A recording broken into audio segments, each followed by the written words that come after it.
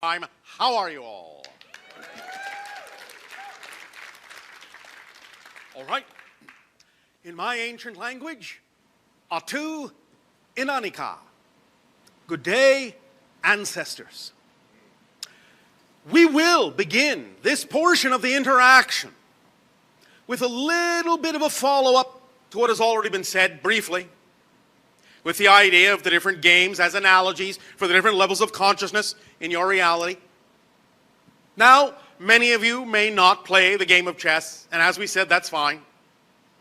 But the idea is that whatever game you choose to play, whatever you are most attracted to, understand that the symbolic analogy of the particular game you are attracted to in many ways is going to be representative of how you view life, your relationship to life, your relationship to others. So while you take whatever time you wish to take to think about that and let that sink in so that you can use the game you're most attracted to as an analogy for your life and allow that analogy, allow that game and the rules of that game to help clarify many of the things going on about your particular approach to life. Looking at it that way may provide some illumination for you about certain things, certain ways you go about things in life that can aid and assist you in playing that game of life. At the same time, we do encourage you to also stretch a little bit by at least making an attempt to play a different kind of game now and then and see what other new portions of yourself you may have been aware of or unaware of may come up for you from a different perspective by playing a different game. Seeing even the things you are familiar with from a slightly different point of view and discovering things you were unaware of by playing the new game with different pieces than you may be familiar with. Using this analogy and actually playing these games physically, as we have already suggested, may allow you to really connect much more strongly, to really bond vibrationally with different aspects of yourself that, again, you may be somewhat familiar with, but may not necessarily be getting a complete picture of, a whole picture of. And this meditational technique, this analogous technique, can serve you to give you a broader perspective of the way you approach life, the way you go about things, the way you think, the way you behave, what you believe, how you feel. So use these analogies, use these techniques as a permission slip to give yourself permission to be more of who you are in whatever way, shape, or form seems most attractive to you.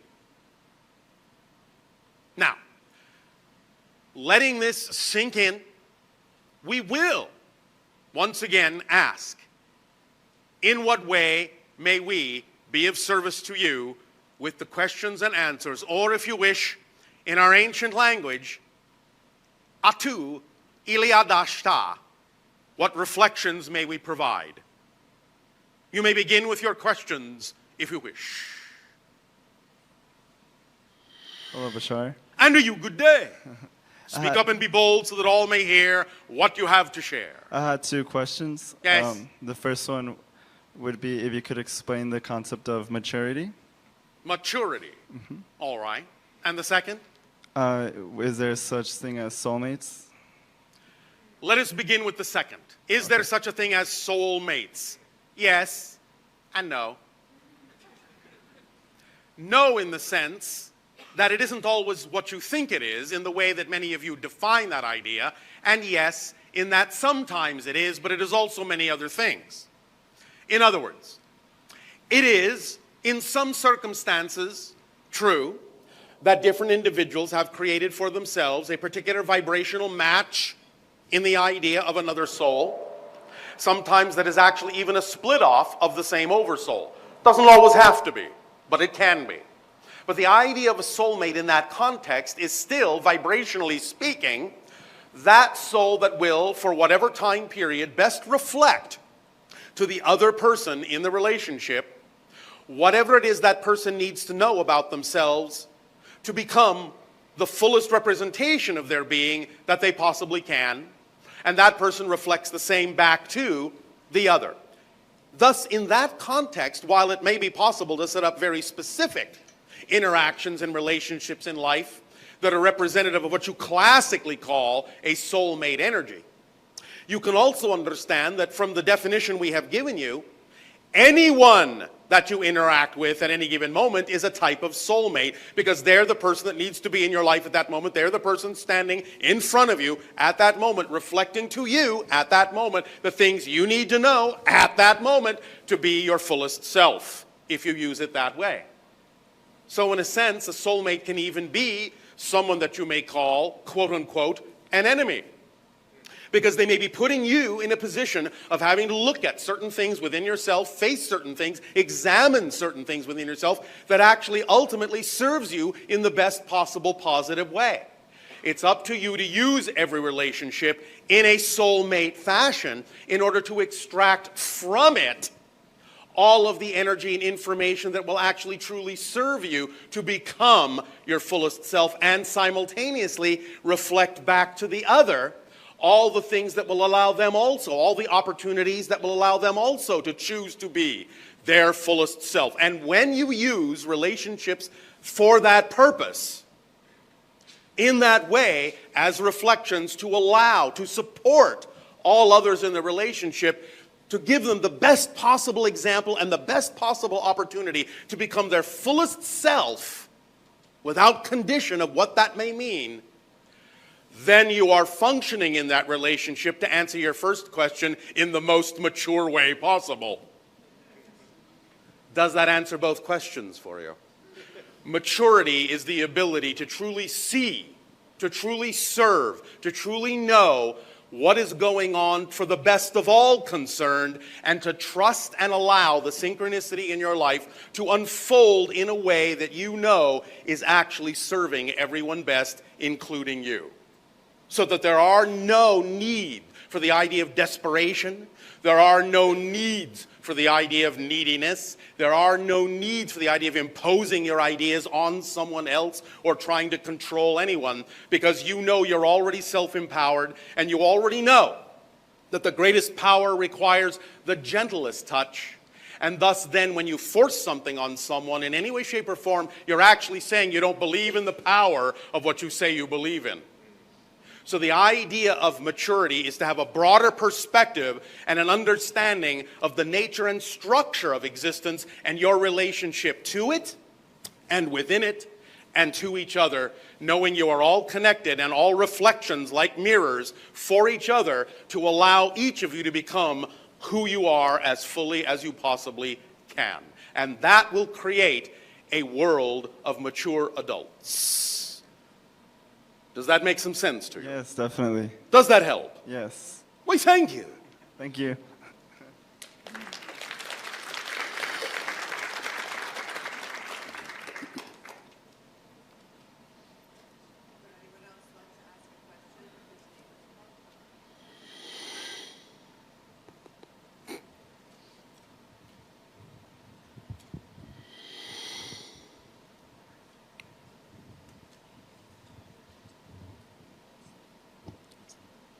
Greetings, Bashar. And to you, good day.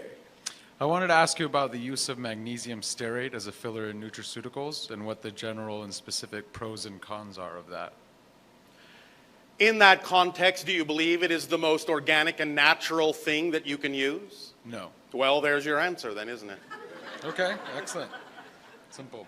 Now, this does not mean that other things cannot sometimes be representative of different people's belief systems, for different things will work for different people in different ways based on what they believe to be true and what they believe will work.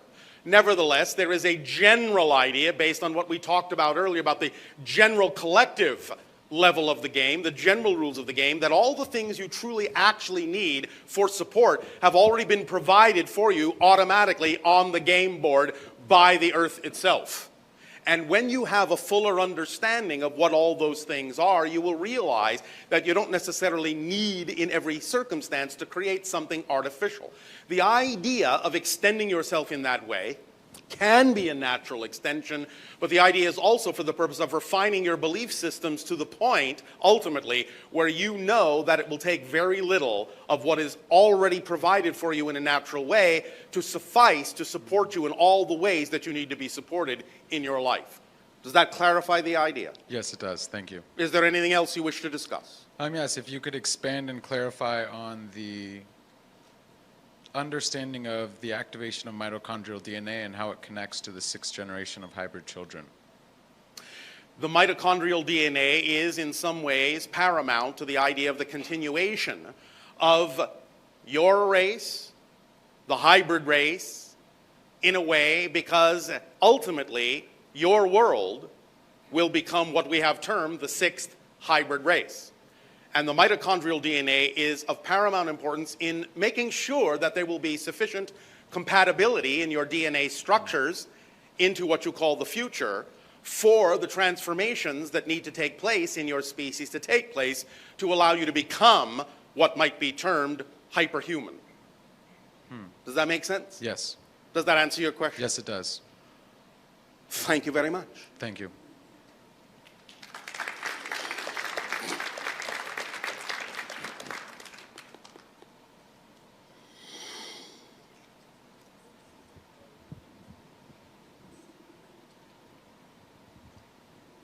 Hello, Bashar. And to you, good day. I want to say how much I love and appreciate you. Oh, well, thank you. Our unconditional love to you as well. May we ask you a question? Thank you. Yes. What game are you most strongly attracted to? Pinochle. Oh. Cards. Yes. Why? Because I've spent years playing with my mother. Oh, all right. So it has that association for you. Yes. All right. Any other reason why that particular form of game? It's one of the few I play. What does it allow you to express that you feel you could not express otherwise? All of you, of course, can apply these questions to yourselves, whether we ask you this question directly or not. You can be examining this as this conversation unfolds. What are the things that allow you to express that you feel other games would not?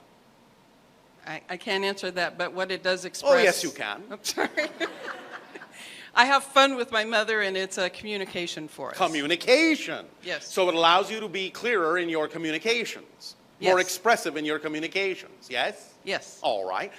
Do you have an analogy for how to use that ability in the game more in your life? Does it allow you to apply that ability from the game to your life? Not as I can see it right now. Do you believe that you can begin to utilize that analogy in your life more by allowing yourself to believe you are, in every circumstance in your life, playing pinochle with your mother? Yes, Could no, you say, maybe? Maybe. Say more about that. Are you willing to give it a shot, as you say? Absolutely. All right. The whole idea we are saying here is that when you understand what game you are most attracted to play, allow yourself to understand that in every interaction in your life, you are playing that game.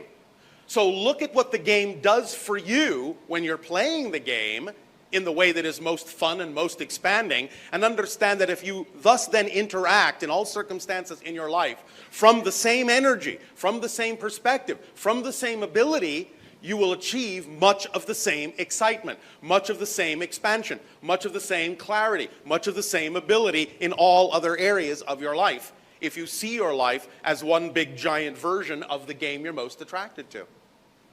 Make sense? Yes, thank you. So everyone is your mother. And you are playing pinochle with every one of them, every version of your mother. You understand? Yes. Now, does that help you a little bit? Yes, it does. All right. What did you wish to discuss? Actually, the question I had kind of went away because as you were talking about the game of pinochle, I realized that my mother does play strategically, Yes. and I just play to play. So No, I'm all looking at the overarching kind of how May I live. ask you a question? Yes. Is playing just to play also a strategy? Yes. All right. Then you play strategically too. Okay, thank you. You understand? Yes. This is how to look at the game from different perspectives. Yes. Yes? Thank you. Does that help you? Yes. All right. Anything else? No, I think I'm clear. Oh, all right. Well, thank you. Thank you, Bashar.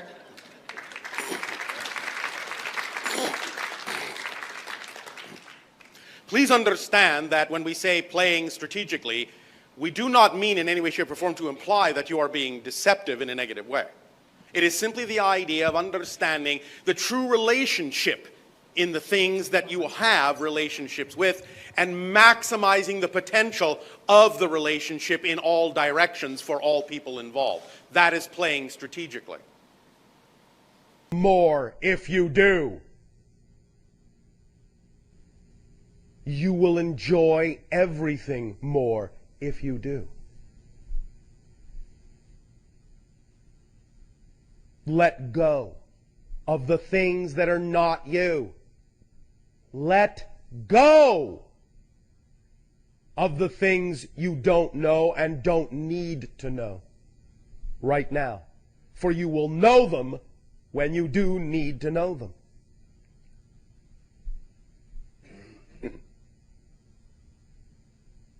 As the energy on your planet accelerates, as you allow yourself more and more glimpses, more and more experiences, more and more opportunities to experience the knowing state, which is, as we pointed out, as simple as easy as saying, I am. The more you allow that knowing state to permeate all of your life, every situation, every circumstance, no matter how seemingly mundane, no matter how seemingly small, doesn't matter. The more you do that, I guarantee you, the more you will suffer when you don't do that. Now, if that isn't some incentive, I don't know what is. I do not do it to scare you. I do not say it to make you afraid. We say it to let you know you are truly free to live in that knowing state and to live in it freely enough to know that you don't need to know everything all at once. Just what you need at that moment. We do not wish you to suffer. You do not wish you to suffer unless you do. But it's your choice. You don't have to believe us. You don't need to believe us. But you need to decide for yourselves what state you prefer. And you need to decide for yourself that it's easy to create that state. I am. The dots on the paper. The higher airplane. That's where you live. That's where you live. In that mansion, that gorgeous, beautiful, creative, shining, sparkling mansion.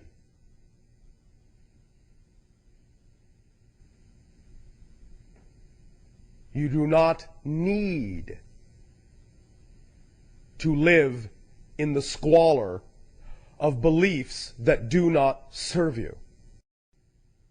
If you choose to do so, understand that you're choosing to do so.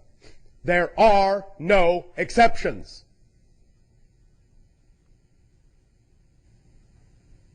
But you don't need to do so.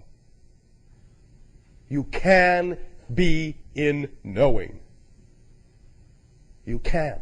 Because I have just shown you. It's as easy as I am. As soon as you say that, as soon as you remember that, you are in a knowing state. There is no reason and no excuse that says, I can't create the knowing state. Because it is too simple to do. So if you say, I can't get to the knowing state, I guarantee you this, from this point forward, we won't believe you.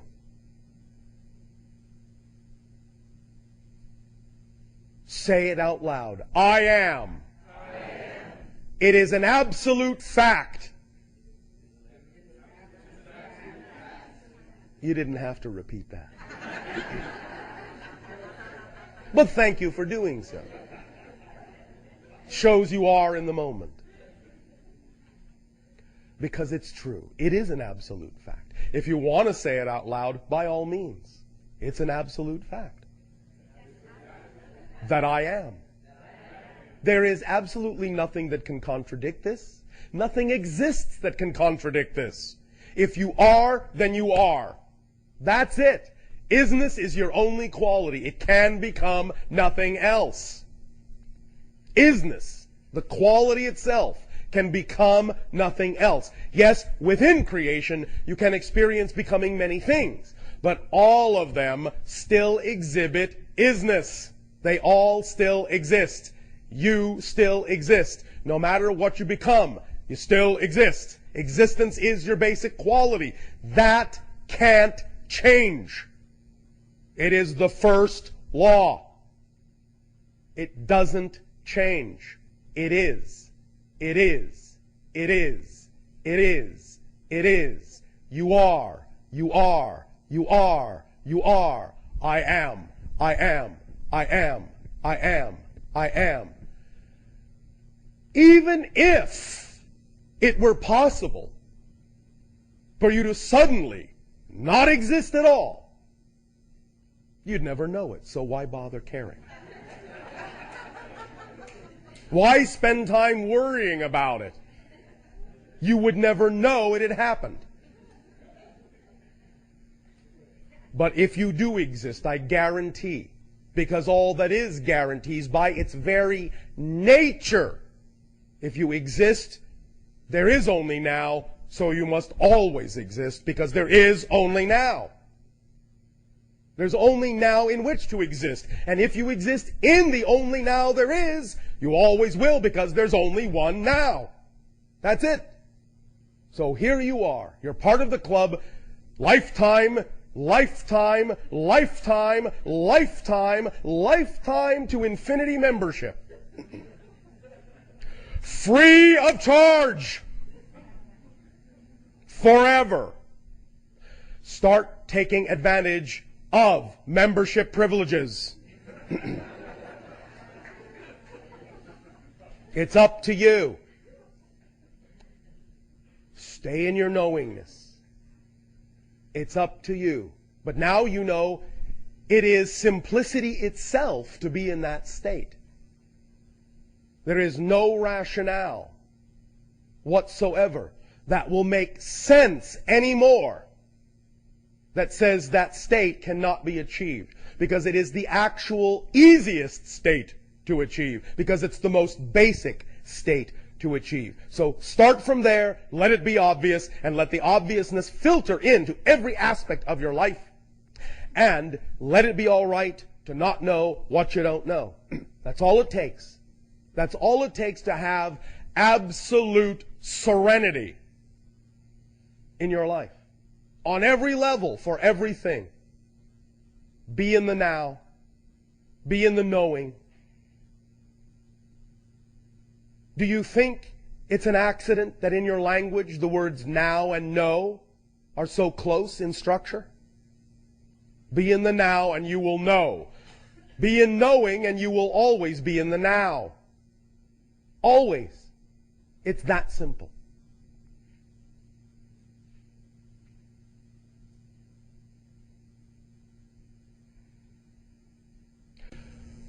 What is your time frame?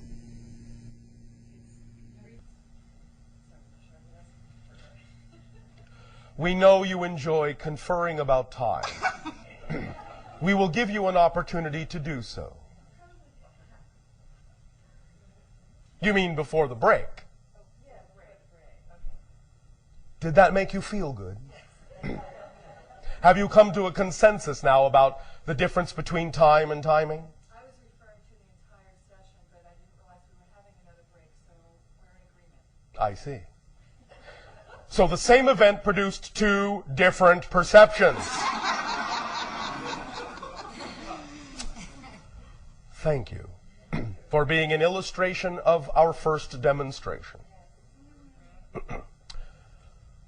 Let us take 3 more questions.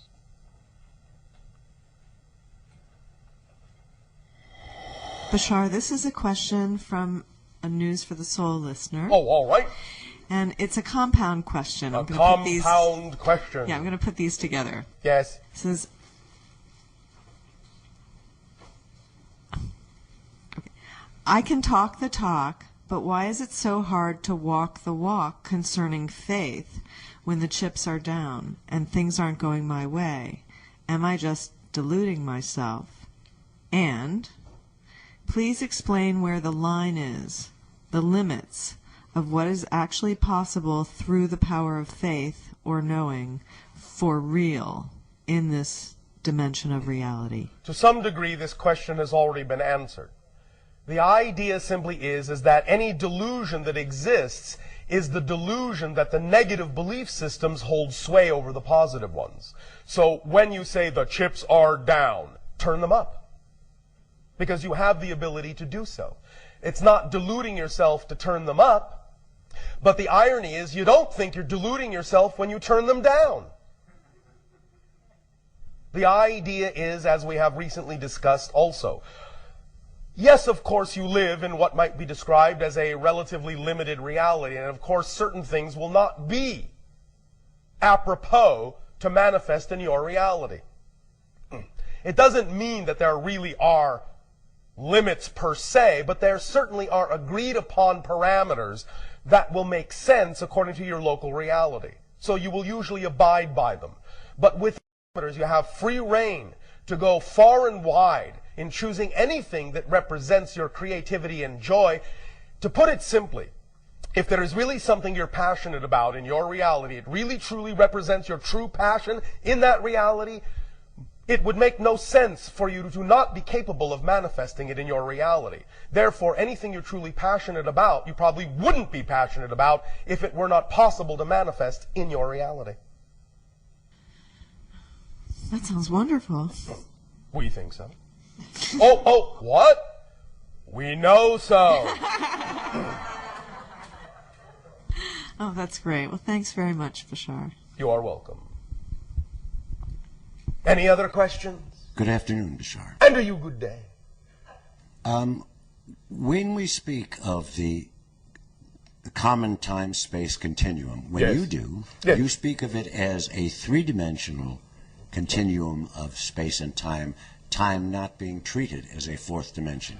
Well, we're just using your colloquial vernacular. We understand that from your scientist's point of view, there are three dimensions of space and one of time, making you, in a sense, a fourth dimensional reality. Oh. But we also understand there are many different kinds of terminologies that exist in your reality about dimension and density, and it can, to some degree, be somewhat confusing.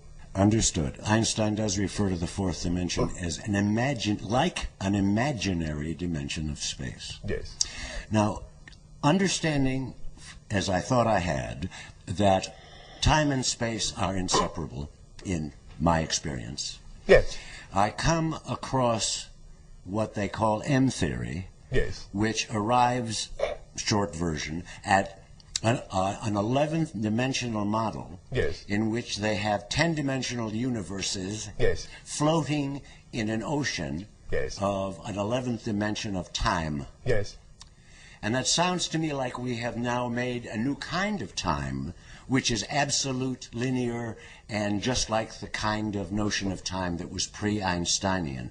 And I'm having some desire to put these notions of time together or relate them. I see. What your scientists are actually discovering is that there are levels to the concept. We sort of discussed this before when we said that anything outside the one does create some sense of, quote-unquote, space-time referential positioning. But there are varying degrees of this. There are certain levels of this. And what they have simply come across is they have reached an understanding that there is another level above physical reality where that kind of so-called barrier, that arbitrary barrier, also exists. I'll put it another way. We have often said, and this again may seem like an arbitrary representation, but you will understand the analogy, we believe, that above a certain frequency level, what you call the speed of light, that defines the border, so to speak, of your physical space-time reality. But there are things that exist at higher frequencies than that are not part of your dimensional experience. But even that domain has its own upper limit beyond which you then recognize you've shifted to yet again another domain, and another domain, and another domain, and another domain. So the theory that your scientists are working with now is simply a mathematical representation of a higher domain's upper limit, where it would once again seem to be the kind of impositional structure that is similar to the kind of impositional structure you experience in your typical third-dimensional space-time reality. Is this making any sense? Oh, yes. All right. So it's not so much that I need to take the physical picture as to understand that this is an expression of a mathematical reaching. Yes. Now, I have, and I'm going to ask you to critique or whatever this notion. It is my understanding that in a continuum of any number of dimensions, it takes one more to know it. Yes. So that, as your Einstein said, you cannot solve a problem from within the state of mind that the problem was created. You cannot see the forest for the trees. You have to be beyond the forest to see the forest. So that if it takes 10 dimensions, for example, for all there is. Yeah, knowing that that's just an analogy. Yes. All right. Then I would be the 11th dimension contemplating it objectively. Yes. And that is not essentially a sound way to hold the idea. Yes. It is one way to begin to work with those concepts, by always understanding that in order to perceive a concept in its entirety, you actually, so to speak, have to be beyond it, which automatically implies a bigger reality. Are you suggesting that the assignment of a finite number of dimensions to all that is inappropriate? It is not that it's inappropriate. It is appropriate for how you may want to work with certain concepts. But it will never be an accurate representation because infinity will always trump the finite. Mm-hmm. So whatever I make of that notion is a limitation. Yes, but it may be a very plausible or workable one for what you may need to apply it to. Thank you. Thank you.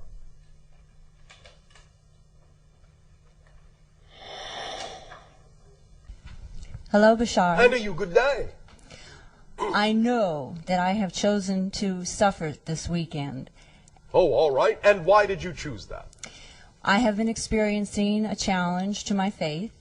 Yes. And this weekend has brought me from despair and anger to hope. All right. And I was listening to what you've been saying, and I'm getting closer back to faith. But I was Are you going beyond faith to knowing as well? No. And I was wondering if there was anything more that you would like to tell me to bring me to a stronger faith and towards I am not knowing. attempting to bring you to a stronger faith. I'm attempting to bring you beyond faith to knowing. Did you do the I am exercise? I did. Do you understand that when you say I am, that that's an absolute fact? I do. Then you know. It's that simple. Did you not believe us when we said it was that simple? Is that part of the challenge?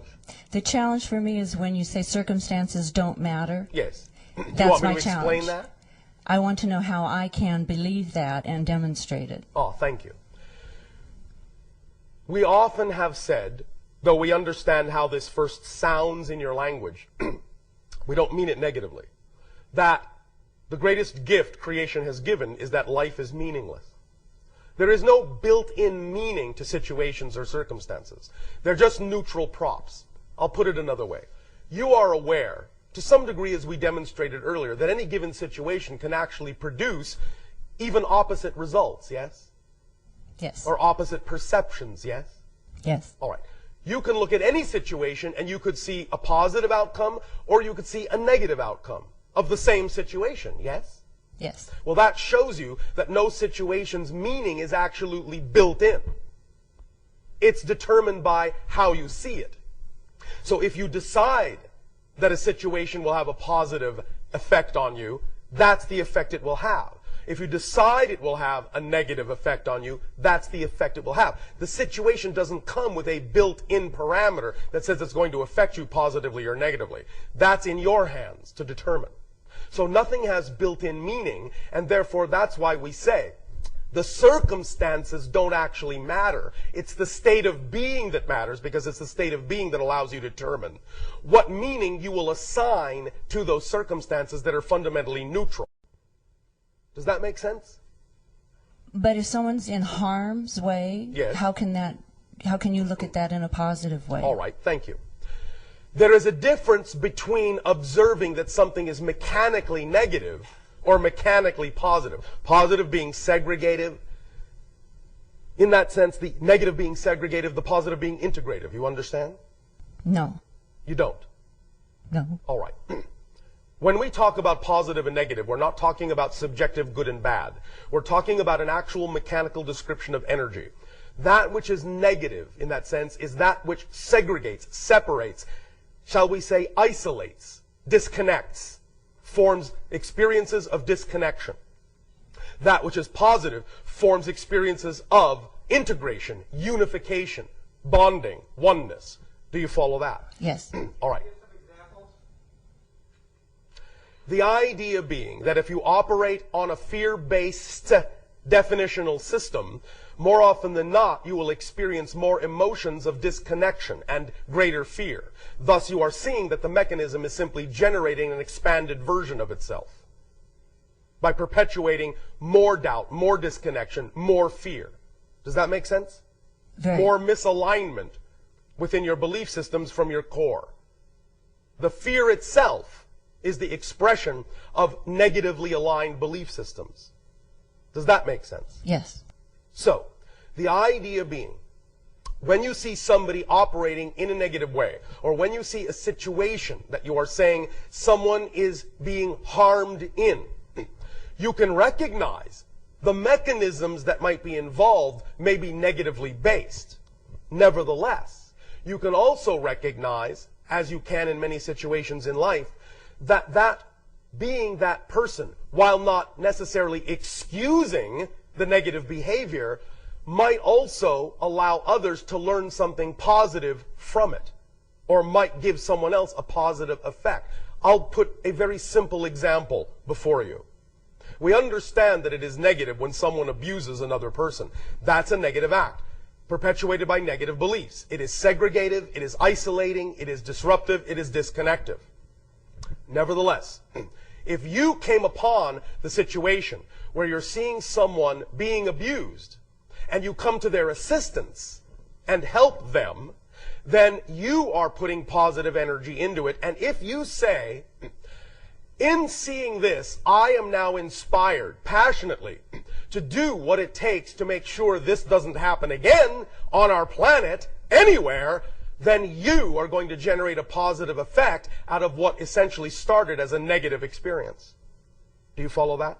Yes. So it's how you use it. And that's why we simply say circumstances don't matter. Not to discount them, but to let you know it's what meaning you decide to give them that determines what effect you can extract from them and apply to your reality. Remember, everyone that is having an experience is fundamentally an eternal, infinite spirit. You follow me? Ultimately, everyone is just fine.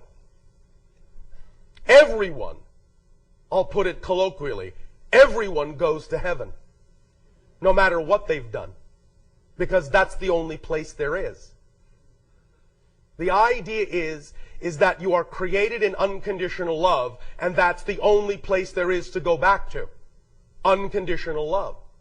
Now, individual beings may learn that they didn't necessarily want to operate in a certain way because it may have created an experience for them that is more negatively oriented than positively oriented. And they may learn to do something about that from that experience. That's up to them. But the point is that when we say circumstances don't matter, we're simply attempting to let you know that they are fundamentally neutral and that you can decide how they will actually affect your reality, what you will do with that experience. Just because the experience may start negatively doesn't mean that the only experience you can get from it is a negative one. You can actually use it to learn a lesson and actually create a very positive reality from that negative experience. Does that make sense? Yes. Also, when we say circumstances don't matter, but only states of being do, we are making a play on words of the term matter. Circumstances aren't what materialize your reality. It's your state of being that materializes reality, experience for you.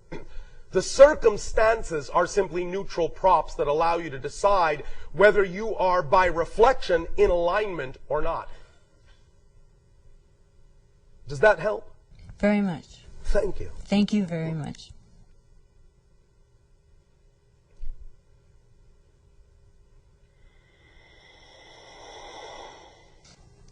Hello again, Bashar. And to you, good day. All right, I'm curious now. Oh, all right. From what you sense right now, Yes. can human evolution lead to certain super abilities becoming more real? Yes. For example, radical, spontaneous change in physical form? Yes. Yes. Yes. Oh, okay. Flight? Yes. Spontaneous regeneration? Yes. Okay. Cool. There are actually already people on your planet, though they are not many in number, that can already do these things. Oh. You typically call them shamans. Okay. Cool. There's that temperature again. Yeah. It's very nice. Thank you very much. Does that help you? Yes. Thank you. Thank you. You may all at this time take a short break. We will resume contact with a story.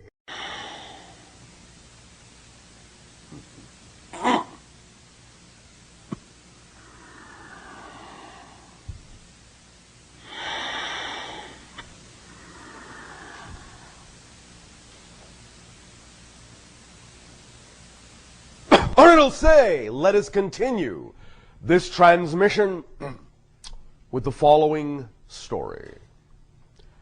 Relax, become comfortable, and let us begin in your traditional way, once upon a time.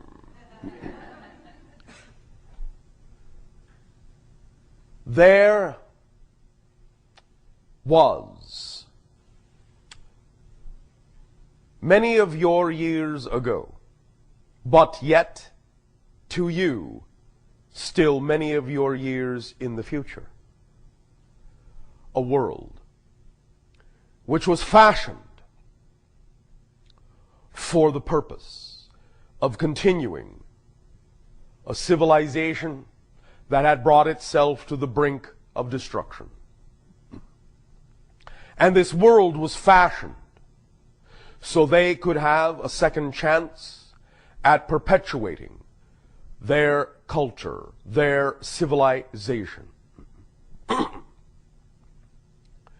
These are the ones who made us. The ones who made us found your parallel reality and other parallel realities, and fashioned from their own genetic material and yours several hybrid species of which we are one. I began my incarnation in my civilization 137 of your years ago, but yet still 2,700 years in your future. As I was born in my society and allowed to be telepathically connected, I did not forget my connection to my spirit, my higher mind, my oversoul, in which was made an arrangement, an agreement, wherein I would have also what to me is a past life on your world, which is the channel before you. And in that arrangement was set out certain parameters for how that communication would occur, would evolve. And it was taught to me at age 3 that I would contact my past self also at age 3 and form the bridge and the link that would connect us through this life. And I was taught the way of doing these things. For I knew and I remembered that this would be my expression, my passion, to open gateways and open doorways for the consciousnesses of those on the threshold of new awakening and new realities and new experiences. And I was filled with great joy to realize my becoming. And as my orbits around my central star progressed, and I became what you know as the 7th year of life, thus then was I also introduced to another who was to be a counterpart in this endeavor, who, as a female of my society, would also be an initiator of the opening of the gate and the opening of the door. And as such, I would eventually take upon myself the appellation that you have come to know as Bashar. So she would take on the appellation known as Anima. And in this way, together we would work to initiate contact and open many doors so that those civilizations with whom we would interact would eventually be those who would join the alliance of worlds. And in this way did we grow and train and learn and explore together. And before my time, there was the creation by those that made us of a repository of knowledge on our world. And not only upon our world, which in our ancient language is Ethathani, place of living light, but on all the other worlds they had fashioned and also placed thereupon other hybrid races, each of whom would play a part in a variety of ways of opening up remembrance, contact, and continuance with the ancestors, which are you, Enani, in our ancient language, the ancestors, the ancient ones, who are in that sense from whom we are made. We are in that sense all the hybrids, your extension and your children, but each plays a different role in the remembrance and rejoining of family. We play our part in initiation, but there are those who will be the first to make open contact with you, who have begun to show their ships to you, as we have named them, those encounters you have come to know as the Phoenix Lights, being representative of one such ship of that group who shall be the first, and are now through us allowed to represent that as we are Ethithani and you are Anani, they are the Shalanaya, which means those who will come first. The Shalanaya are our cousins, our brethren, and your immediate children. From those experiences you have labeled abduction on your planet, which is for the further perpetuation of the species of those who made us. Your counterpart humans in a parallel reality who have mutated beyond the recognition of the human form, and in so doing prevented themselves from continuing in the same manner as which you do through reproduction. But in contacting their parallel selves, of which you are parts of the same oversoul, to, shall we say, initiate the idea of contact through what you have called the abductions, did form bonds that were unexpected in their oversouls to allow them to glean and glimmer a new sense of emotionality and the potential of what you can become as a parallel reality that can take a path unlike the path they took. They recognize that you are similarly heading down the same road of destruction, but know that for you there is a fork that they did not take. And in so creating, the hybrid races, such as ourselves, did put upon us the task of assisting our ancestors, the Anani, to aid and assist in waking you up as you travel down that path, so that by the time it comes time to arrive at that fork in the road, you will take the one they did not take. And you will take the one that will allow you to continue. And you will take the one that will allow you to rejoin the family that they have taken from you in perpetuating themselves. The family that shall return, the first of which being the Shalanaya. As they return, as they open contact, they will bring gifts of knowledge and awareness.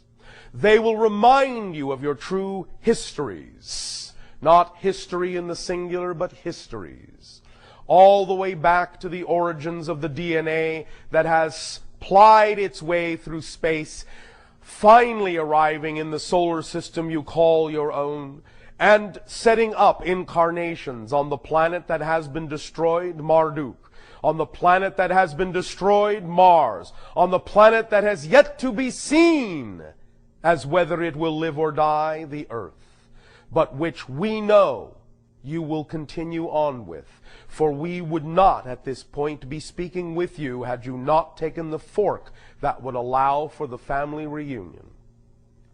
We thank you for taking the fork, and even though we know these are still what you would recognize as the dark days of confusion, when it does not always seem as if you are moving toward the light, from our perspective, the gift that you have given to us of life allows us to reflect our knowing back to you that that is the road you are on, for we are on it with you.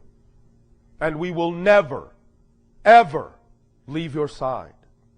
Though we may present ourselves in various ways at various times and express our beingness with you in a variety of endeavors that shall take different forms, that shall transform, always it will be with the essence of ourselves left within that endeavor that shall continue side by side with you, the Anani, our ancestors. For we thank you for the gift of life, and I thank you for my experience on my world and on yours simultaneously. I am enriched, and we are all enriched by each and every experience you allow us to have of you. For we not only discover more of ourselves on our own world, in our own reality, but we discover more of ourselves through you, through the aspects of you that are within us, as your ancestors, as your descendants, as your children. Fear not. Worry not. You will become what you desire to be. For we see you as you are in our time. And in our time, you are among the stars. And you know who you are. And in our time, there is another form of life on earth, learning its lessons, creating its experiences. But you will leave behind a few things they will ponder, and they will wonder about you and where you went. And in spirit, you will guide them. Even as in body, you will explore other worlds and assist others as we assist you. Other star systems evolving, other cultures evolving. And you will contact them much as we have contacted you. And you will be there entities and make them wonder what lies beyond.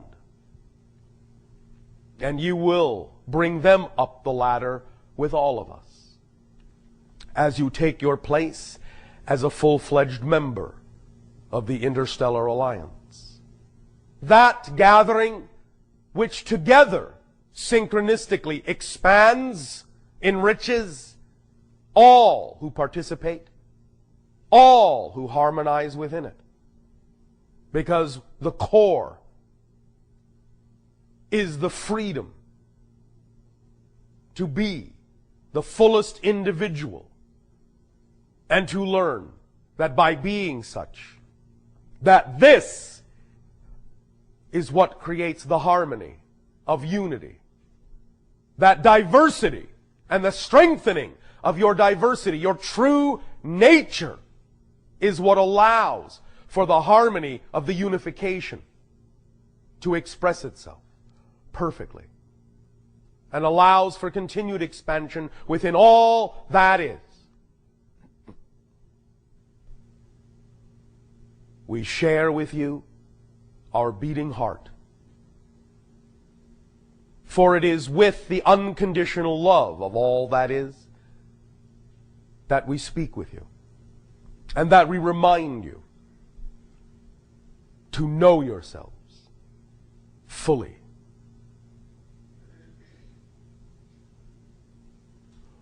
One moment, one moment, one moment, one moment, one moment, one moment.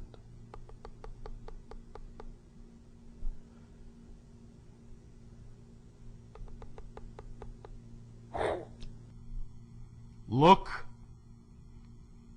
to your Arizona area in your year of 2010.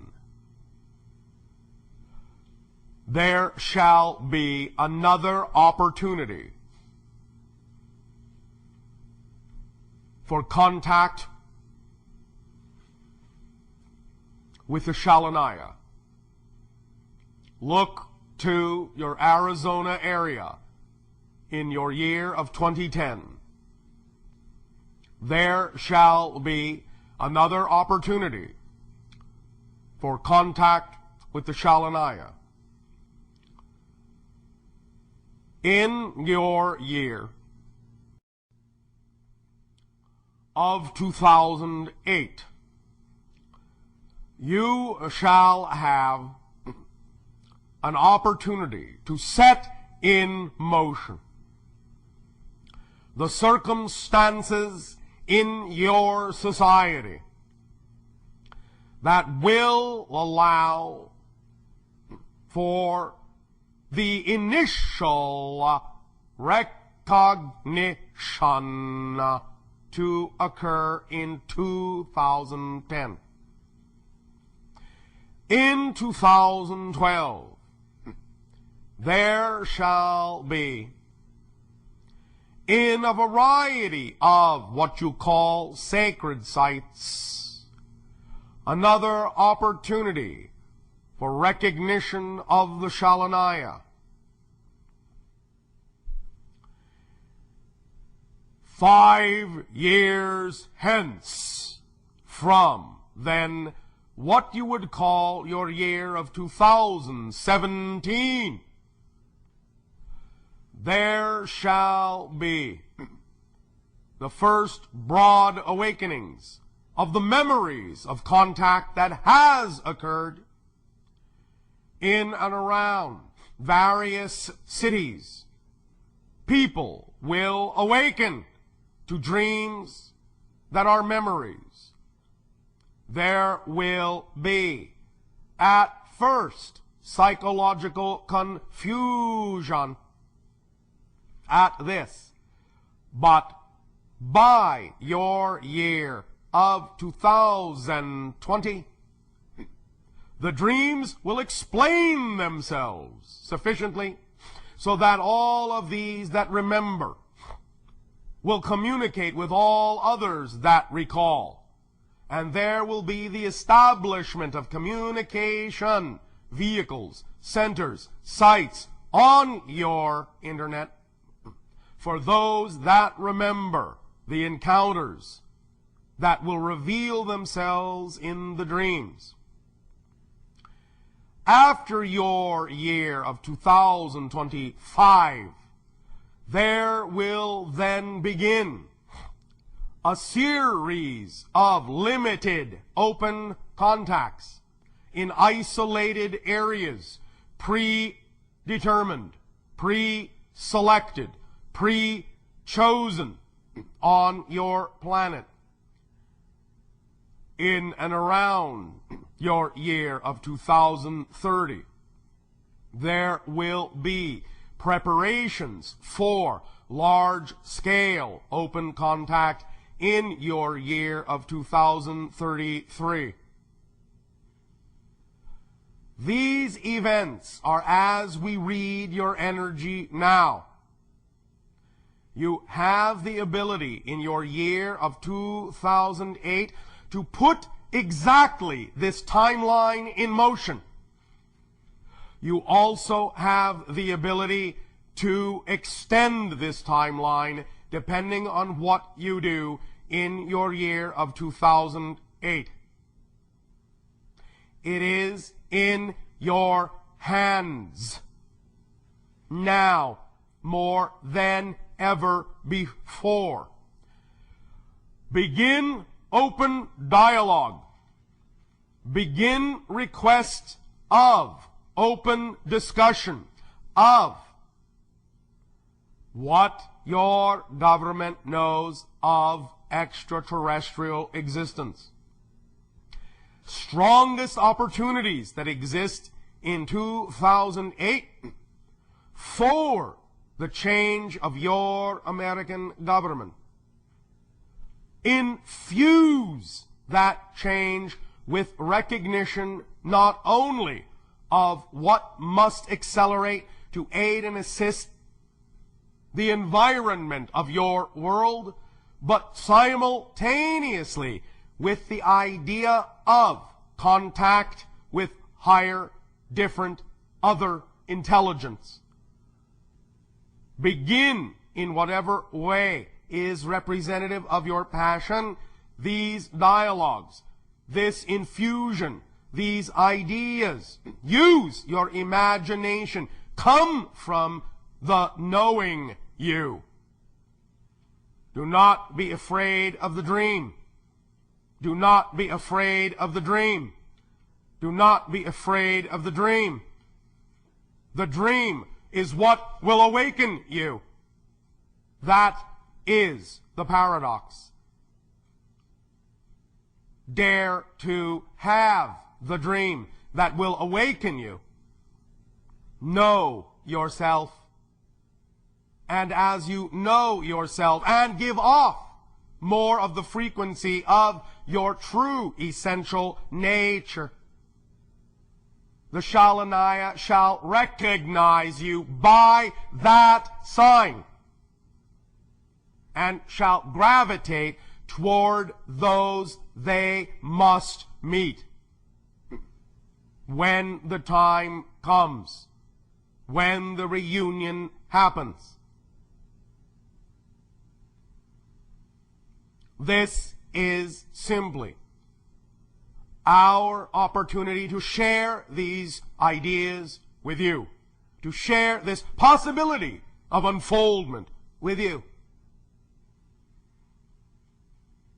One moment, one moment, one moment.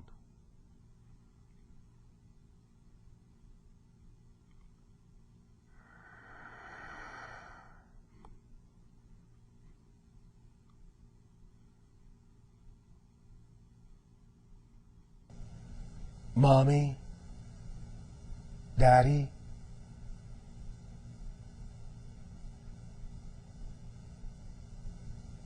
we will soon no longer be just in your dreams. Mommy, Daddy, if you will have us, we will live side by side on a new world that will be both your and our home.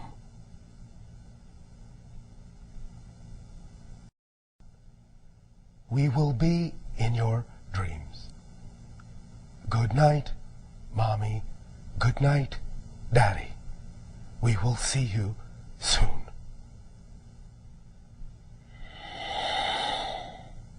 One moment.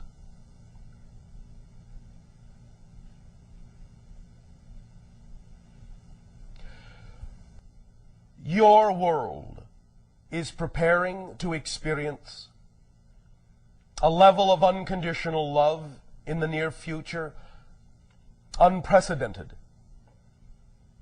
on your planet. Even in ancient times with other civilizations that were far more connected, far more in remembrance of their connection to spirit,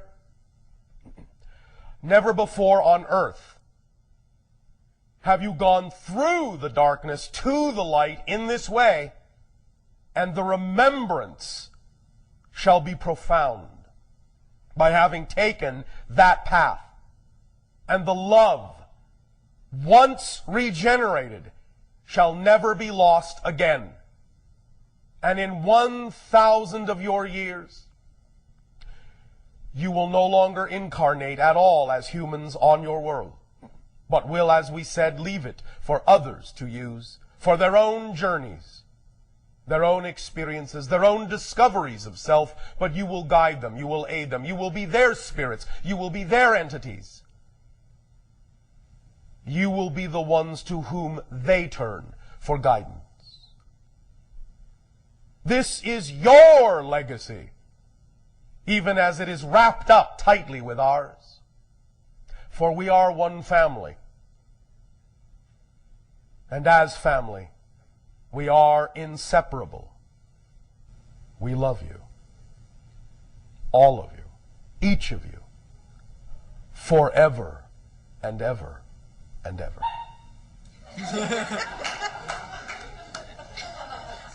Doggy toys.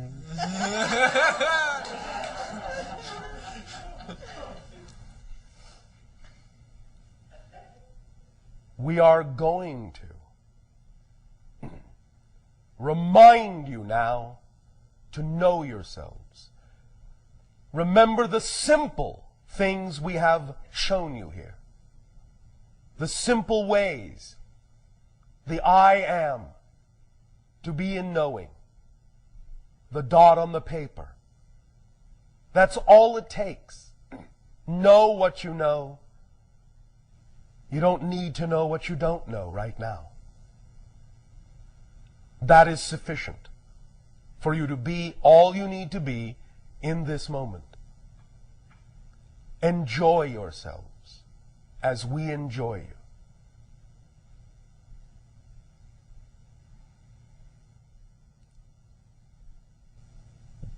Once again, take a deep breath. Let it out. Take another deep breath. Let it out and let all the anxieties go. No worries, no anxiousness. Take another deep breath. And hold it, and hold it, and hold it. And as you let it out, release. And say out loud, I am. And that's all I need to be. And so it is. We will extend to each of you, at this time in perfect timing, our deepest, heartfelt, unconditional love for the co-creation of this interaction. And simply we remind you that no matter in what form it comes, there are more surprises ahead, more excitement around the bend. Your imagination is limitless. Let it be your guide. And it will always lead you into the perfect place and the perfect time and the perfect surprise to discover more of your knowing self. And we will see you in and in between your dreams. Our unconditional love to you, and good day.